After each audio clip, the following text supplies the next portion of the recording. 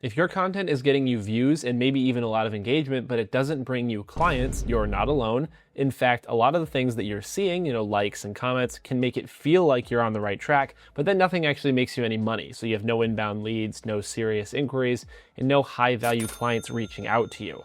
You're probably following advice that was never designed to attract clients in the first place.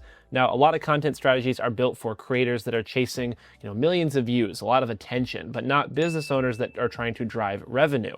So in this video, I'm going to break down how to create content that doesn't just get seen, but it actually positions you as the obvious choice for people who are ready to buy from you. If you guys want more clients, more sales, and marketing that actually works, you should subscribe, because that's what all my videos are built to help you do. So what's the big problem? Why doesn't most content attract clients? So most of the time when we talk about content, it's in reference to getting famous somehow.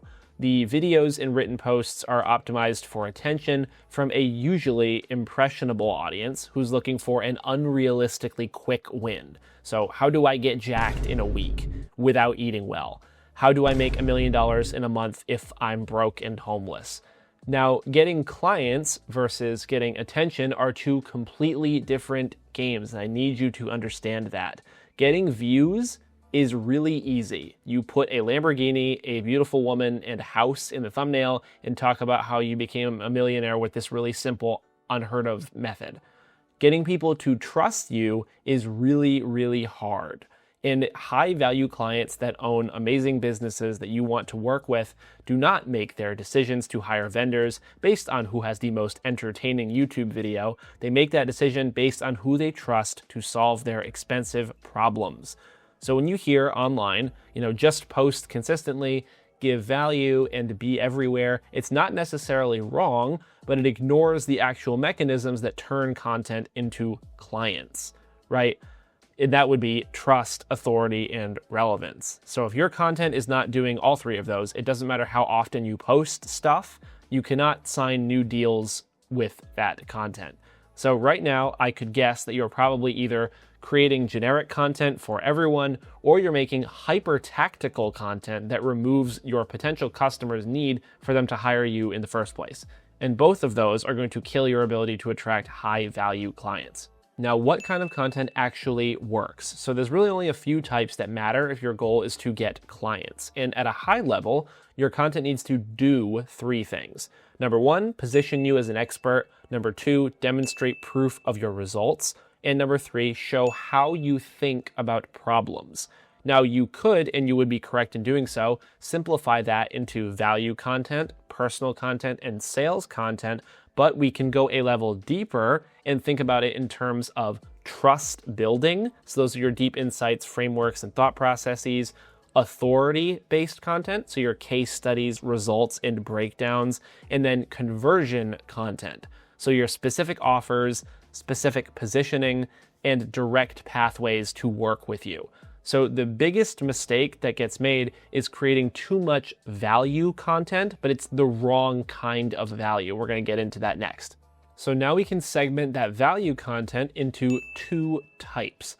First is your application-based content. So this is your step-by-step tutorials. Click this, then do this. Here's how to use Google Ads. Here's how to use Meta Ads Manager. Here's how to do local SEO for landscapers. Some kind of implementation walkthrough. And that feels really valuable to you when you're making it, but it attracts the wrong type of audience, but again, depending on what you're selling.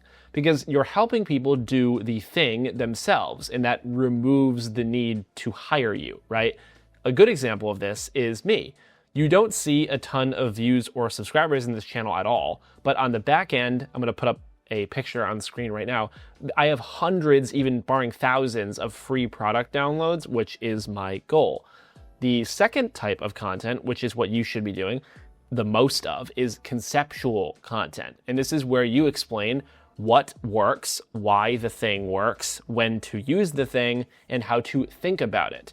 But what you do, or rather don't do, is fully close the loop on execution. So you don't fully explain how to do the thing, right? what this does is it creates an informed gap in the person watching the video. So they understand the strategy, but now they're thinking, how do I implement this, right? Am I doing this right? What tools do I use? What happens if it doesn't work?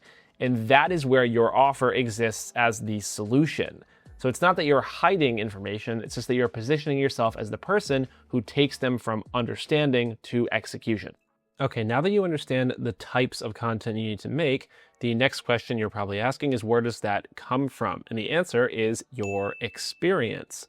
So most people think they're running out of ideas, but that is not real. What you're running out of is the ability to extract value from the things that you already know. So all the clients you've worked with, all the problems you've solved, all the mistakes that you've made, is all raw material for content. So for example, let's say you helped a client improve conversions on their website. So inside of that one result, you have a before and after breakdown, the key changes you made, the principles behind those changes, what most people get wrong about solving the problem that you solved, how to think about solving that problem differently than most people do, what you would do next if you scaled that solution. So now instead of one post, you've got weeks, potentially months worth of content, and it's all documentation of your skill and expertise. Now there's one more layer to this, and it's especially important if you care about YouTube and or blogging, and that's using search-based thinking. So you need to align your content with how your clients actually think about the problem that you solve and how they search for the solution.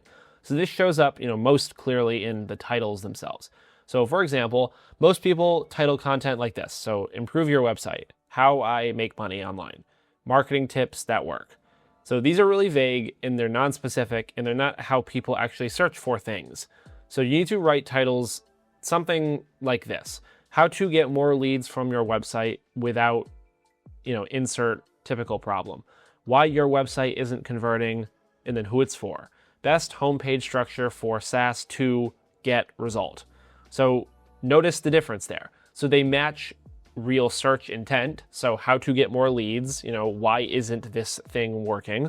And they include the outcome that the person cares about. So leads, conversions, or demos. And they usually add context for the niche, right? So SaaS, local business, agency, whatever it is. So you're just reverse engineering what your customer is already typing into Google and YouTube and then making content that meets them there.